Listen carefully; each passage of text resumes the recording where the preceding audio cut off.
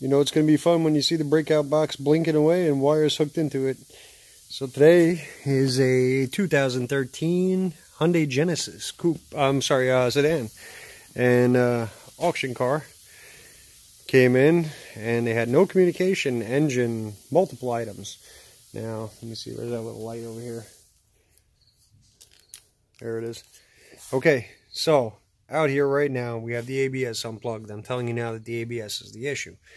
But there's a couple of things that I wanted to bring to your attention, and it has to do with service information and locations of interesting little splice packs. So over here we have our diagram.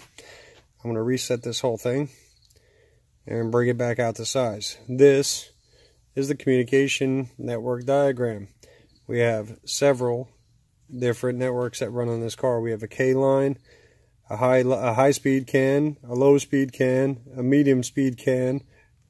So there's a couple of things here though that I want to point out because they're wrong. And it drives me crazy when I see it, and I want you guys to see what I see. Computers and controls, and I'm going to jump into data link connector, and it's something that realistically the OEM should be held accountable for, but of course nobody's ever going to do that. Now, I've mentioned it before in my other videos, and I want you guys to take a good look at that, and I'm sorry for refresh rate, but I'm not going to get into it. Look at pins 6 and 14. Vehicle speed signal, body K line. But then look at pin 16, active headrest ground. Okay, if you haven't figured it out already, this entire diagram view is swapped backwards. The problem with that is, in some parts of the diagram, they were referencing this part of the diagram here. So when you look at the high speed and the low speed, what you get on there is it doesn't show you all of the high speed wires that are actually on the diagram. Some of them will come up there and actually just show vehicle speed.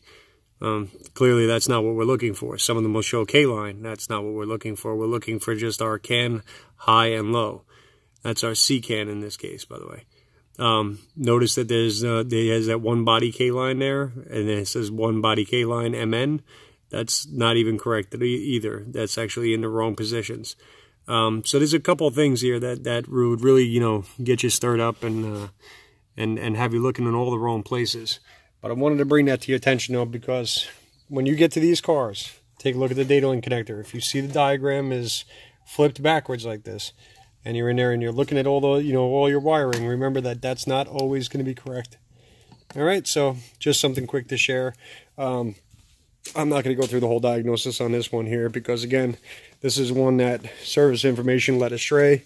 But bottom line, with the ABS disconnected, we are back up and running. I know it looks like a big mangled mess in here, but believe it or not, this is nothing more than a bunch of Phillips screws and a little bit of time. But and I didn't have to do it, by the way. That's our shop owner here who's giggling away because I made him do all the work. But anyhow, you guys have a great night.